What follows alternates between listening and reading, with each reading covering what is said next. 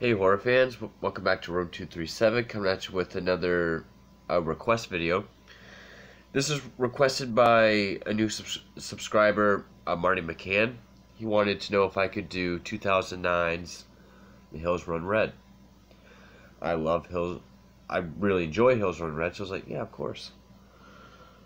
I didn't see this movie back when it came out, 2009. I saw it a couple years later.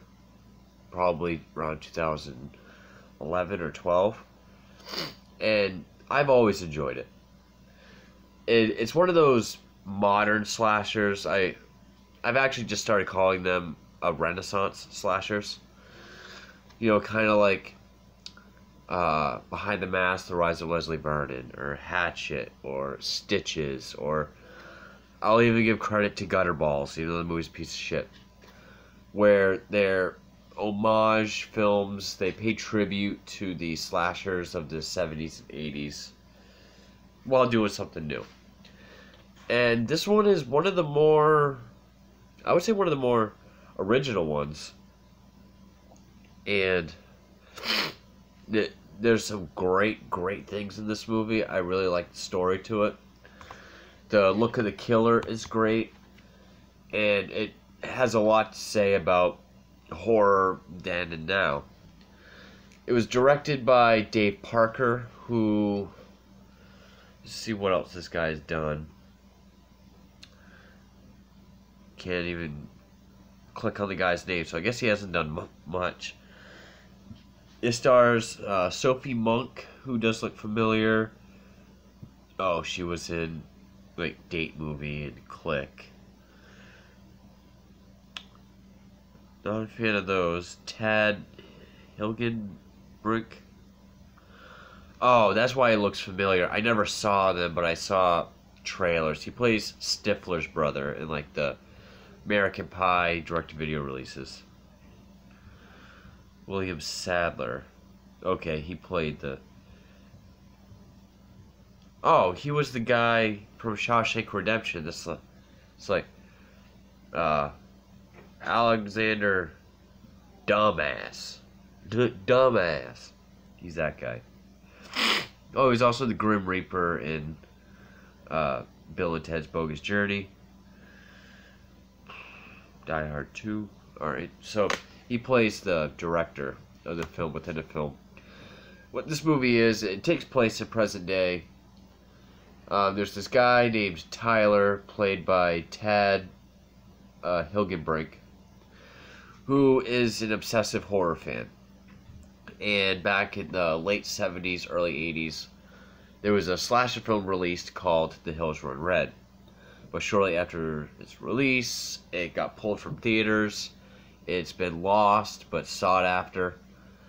And, you know, all of the cast has vanished, and no one knows anything about the film. All that's been put together is this crude trailer. And he's obsessed with it. So he sets out to make a documentary about finding the film. And he does it with his girlfriend, played by Janet Montgomery, who was in Wrong Turn 3. And his best friend, Alex Wyndham, who sort of has an Adrian Brody thing going, like a young Adrian Brody. You know, he's really skinny, he's got like the chin, the bangs, kind of like got that smile, the same way of talking. Kind of like Adrian Brody. This blonde girl played by Sophia Monk. She's the daughter of the director of The Hills Run Red. So she's sort of like their guide. And my favorite thing about this movie is how they made The Hills Run Red look. The movie within the movie. Because when we see it, you know, it's gritty, it's grainy, it looks like an 80s grindhouse slash, or I should say like a late 70s grindhouse slasher flick. The killer is Babyface, which in fact it opens up with like the opening of the movie where this young boy's cutting his face off with scissors and sewing a baby's, like a baby doll face to his face. And that's when we get the disclaimer about the film is lost, whatever. And this is what Babyface looks like now.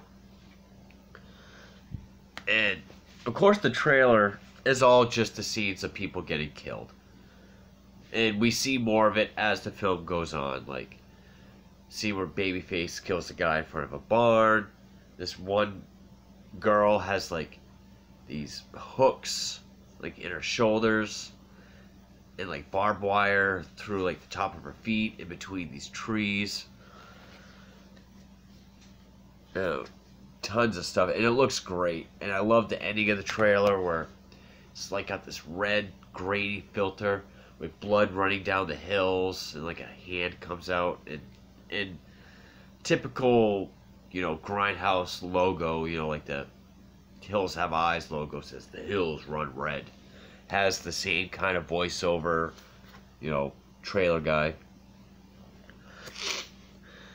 And, I mean, the beginning's kind of a drag. Like, he finds the daughter, and she works at a strip club. She's a heroin junkie. So he shacks her up in a hotel for a few days to detox her. The girlfriend cheats on him with his best friend. And then they embark on this journey to find, you know, the film. And she tells him stories about, you know, the actors. So she was in the movie as a young girl. They pull over to this truck stop. These redneck guys. One of them tells him, like, "Oh, I saw the movie. Yeah, way back then." But they're trying to get to her childhood home, the director's house. Because the director supposedly died, like, 10 years before. And, you know, she says the film might be there. He kept all his equipment and stuff there. And once they get into the woods, that's where the movie really picks up. Because, you know, the rednecks come back. And, you know, they do sort of like this deliverance kind of... Not really deliverance, but, you know, sort of overpowering them. But then Babyface comes in and kills them, so we know Babyface is real. Also, you know, there's some horror satire stuff sprinkled throughout it. Like when they're going out to the woods, the Adrian Brody looking guy talks about how, you know, people in horror movies just never really need to leave the city. They always go out in the woods, in the middle of nowhere, and of course, cell phones don't work, they never bring a gun. You know, all you gotta do is just not leave the city. Then they get to the woods and he shows he has a gun. He's like, "See, I'm not joking around." He's like, "What else you got?" And he's like, "Road flares for when the flashlights inevitably don't work." He's like, "Cell phone?" He's like, "Huh, shit. I actually got 5 bars." So once Babyface kills the rednecks, they make their way to the house. And that's... Some people don't like this twist. I don't mind it. I'm going to say spoiler alert here. For those that haven't seen it, because I do highly recommend this movie. Especially if you're into slashers and sort of like the newer sort of Renaissance-y type slashers. Or just well-made horror films, especially in like the 2000s. Like 2009, like what the hell else was coming out around then? Besides like the Paranormal Activity movies. But yeah, so we find out Babyface is real. She's in on it. The director's still alive. And they've been filming The Hills Run Red ever since. They sort of bring people out there. They're always killing people and shooting new footage. You know, the director says how he killed the original Babyface because he wasn't a good actor. But Babyface, the real one, like the kid that actually cut his face, is the son of the director and his daughter. So, you know, it's incestuous, but the kid wanted to be an actor, so he, you know, really did it. And, you know, pretty much they're just psychos and the movie is real. It's all snuff film. That's why it was pulled from theaters, because, you know, it was too violent and all the deaths were real. And I guess he went into hiding.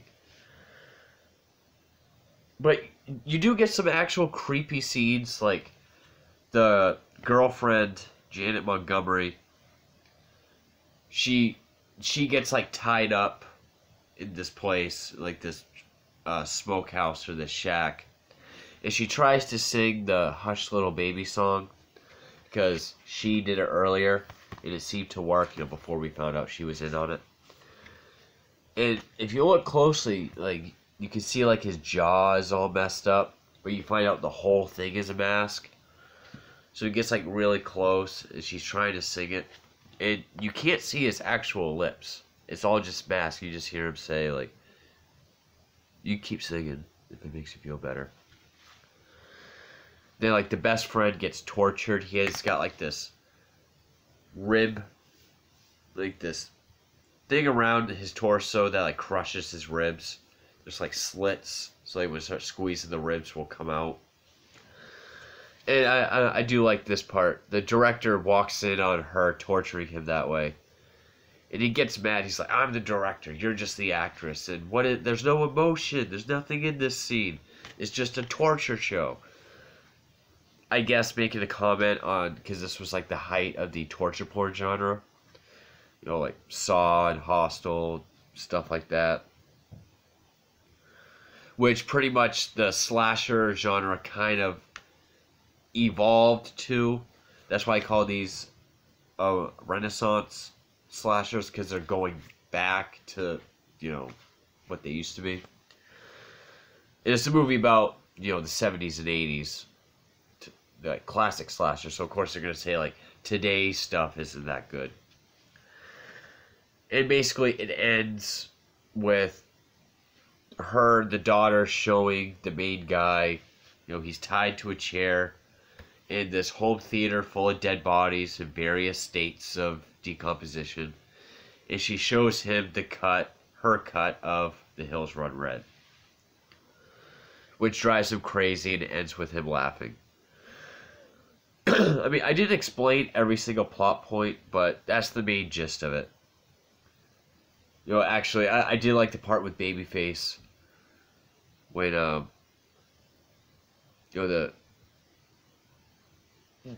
her being his mother, her supposedly being dead, he gets mad and overpowers the director. So the lead guy grabs the camera and, like, directs him, because apparently he's, like, driven to act or listen to the director. And then there's like a scene during the credits where the girlfriend is still alive and pregnant. She comes in and puts the Babyface mask on her stomach and sings the Hush Little Baby song. Because Babyface gets killed. She's pretty much the only one left, and she's gonna raise a new Babyface and continue the film. But I really like this. I kind of appreciate it more every time I watch it. It's not one I watch a lot or very often. But, I like the idea of this obsessive horror fan, especially of slasher films, trying to find this lost slasher film. It's supposed to be the scariest, most vile movie ever. And he starts delving in deep to it, making a documentary, and finds out everything about it is real. There's a reason it's lost. There's a reason no one looks for it. It's because the family behind it are killers, and it's a snuff film. It does a good job at paying homage to the, classics before it. I really like the look of Babyface. I would say Hatchet is very derivative of, like, both Friday the 13th and Madman. But this, is definitely, like, their own kind of look. They gave him a slasher backstory, like this kid that cut his face off and sewed this baby face to his face. I absolutely love the way the Hills Run Red within the film, like the lost film itself looks. They did a wonderful job at making it look gritty and dark and gritty and grindhouse looking. You can definitely tell it was made by a fan, someone that loves and appreciates the genre. And I would say this movie is very underrated. I've only heard a few people talk about it, but everyone that brings it up is a fan of it. It got really decent reviews. A lot of people like it. I don't think it really got a wide theatrical release, so of course it fell by the wayside in independence, and now no one really knows about it. But I highly recommend it. I think it's great. And, well, talking kind of fast though. Maybe not great, but it's very enjoyable. It's very entertaining. I would say Behind the Mask, The Rise of Leslie Vernon is great. That's a very similar movie. But yeah, I really enjoyed this. I really enjoyed it. So, Marty McCann, this one was for you. I hope you enjoyed my review, even though I sound like shit 'cause my nose is stuffed up. But anyway, that is The Hills Run Red. Thank you for watching.